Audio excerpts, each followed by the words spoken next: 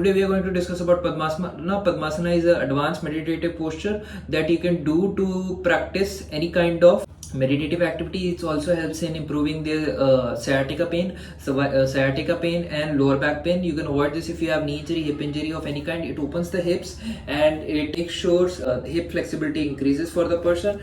To do this, you have to place one leg above the other. So basically in the groin region, and you extend and place the other leg above the other leg. So I have a slight dislocation in my hip, so that's why I'm not placing it over the bow. I'm using a hand.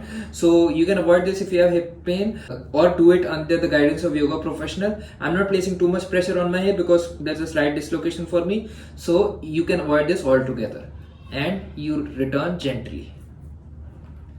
Don't forget to practice it from the other leg as well.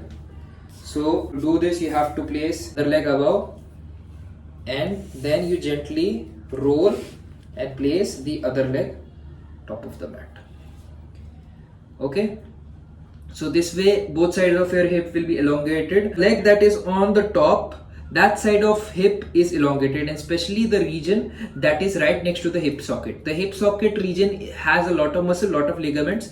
Those ligaments are strengthened. The advantages of practicing yoga over other Western education or fitness system is that yoga directly targets the ligaments, tendons, these regions, these muscles. You might go to gym, you might become muscular, but unless you target the ligaments, tendons and the muscles that are the basis for your muscular system, you won't be strong. The people who work on the core always beat people who work on the surface. That's the truth. So I suggest you practice this pose. I suggest you meditate in this pose. You can practice Dhyan Mudra. You can practice Dhyan Mudra in this. Of course, I cover all that in the Mudra course, which you can of course purchase if you don't have it already. See you in the next video.